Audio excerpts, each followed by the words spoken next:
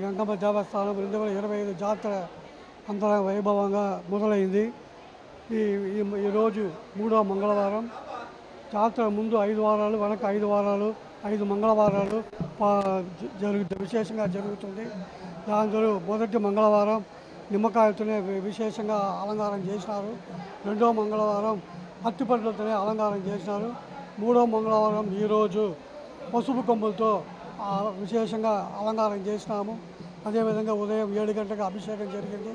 అలంకారం అనంతరం భక్తులందరూ అమ్మవారి దర్శనం చేసుకుంటూ అమ్మవారి ఆశీస్సులు పొందుతారు. మే 6వ తేదీ చాటింపు. ఈ చాటింపు అనేది అమ్మవారికి అవిలాల నుంచి పసుపు కుంకుమ వచ్చింది. ఈ పసుపు కుంకుమని కైకాల వాళ్ళు తీసుకొని 4 దిక్కుల్లో తిరుపతి పట్ల 4 దిక్కుల్లో చాటింపు చేస్తారు.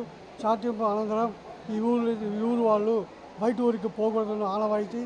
అదేవిధంగా మే 13 జాతర విష్ణుప కొడి స్తంభానికి మట్టితోనే పెద్ద విగ్రహం చేస్తారు. ఆ విగ్రహాన్ని బుధవారం ఉదయం భక్తులు దర్శనమిచ్చి ఆ మట్టిని భక్తులు అందరూ పంచుతారు. ఈ విధంగా జాతర ముగుస్తుంది. జాతర తర్వాత 5 మంగళవారాలు ఉన్నాయి.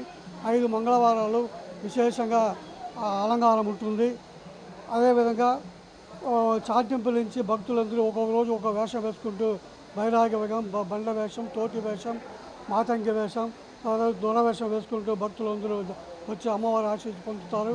ఇదే విధంగా అందరూ భక్తులు అమ్మవారి దర్శనం చేసి అమ్మవారి భాగ్యం పొందాలని వేడుకుంటున్నాం.